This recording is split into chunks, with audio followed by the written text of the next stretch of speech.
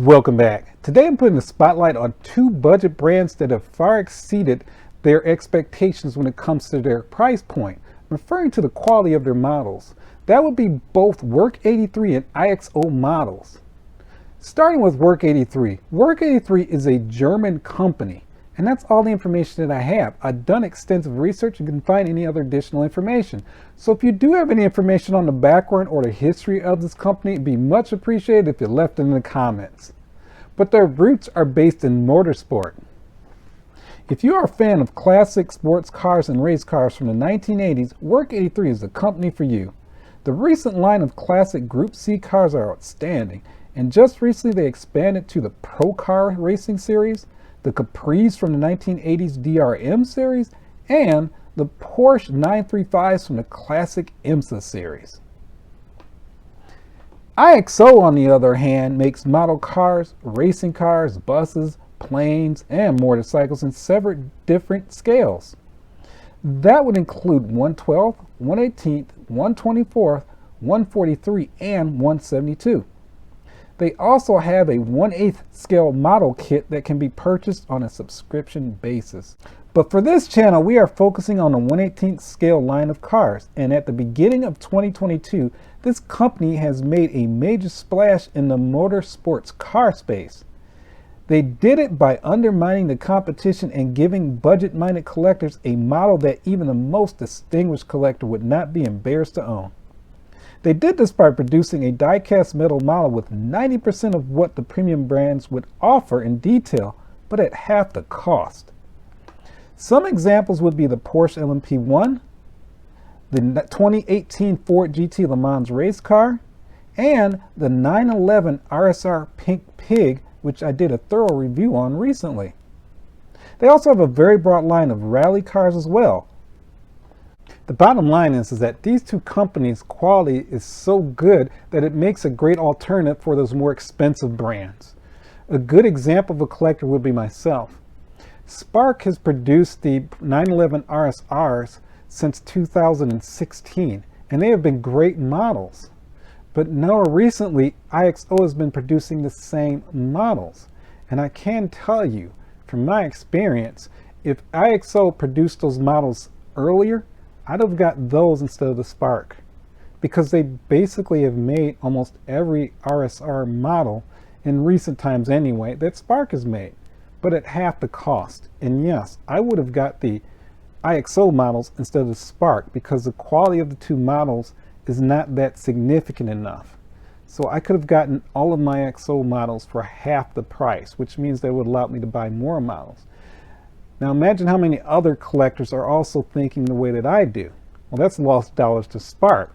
So Spark would have to come up with a strategy to keep buyers like myself buying their product. And the way they're doing it is not by reducing their price, which you would think would be the first no-brainer thing to do. No, instead, they've stepped up their quality. I haven't seen it in their RSR Porsches yet, but I've definitely seen it in their Formula One cars. Because Spark has been making Formula One cars, and they've been pretty even keel when it comes to mini champs. So the quality between mini champs and Spark's Formula One cars have been pretty much the same. But most recently, Spark is definitely a little level above the mini champs now. That's in overall detail, the materials that they're using. And even more so recently, their models now come with an acrylic case. The packaging is much more premium.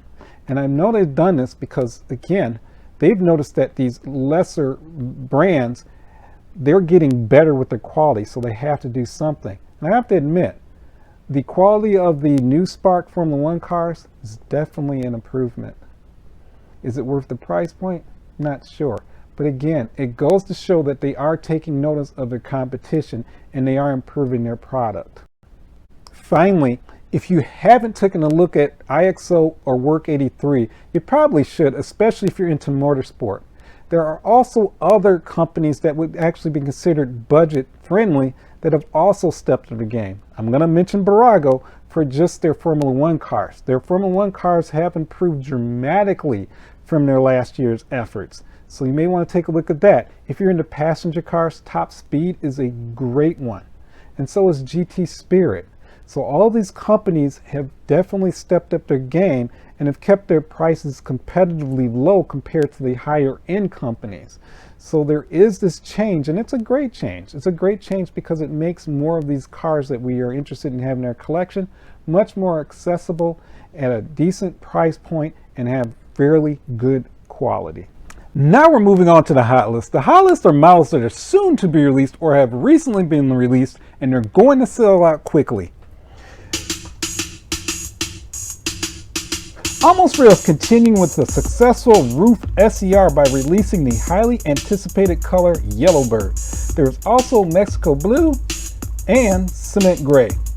But the greatest news comes from Motorhelix. They recently announced that they are going to produce Diecast fully opening modern Japanese classics, starting with the Honda Civic Type R Mugen, Civic Type R EK9, Civic Type R FL5, J's Racing S2000, the AP2 S2000, the Liberty Walk R35 GTR, R35 GTR 50th anniversary, the Nismo R34 GTR CRS in both dark gray and dark green, and finally the Toyota GR Supra. When these are due out is a mystery, as the R35 that was supposed to come out last year is yet to come and see the light. But when they do, man, they will definitely sell out quickly. And that concludes this week's hot list. I appreciate your time watching. Please stay tuned for the next episode that should be coming up actually in the next few days. I appreciate your time, and I'll see you next time.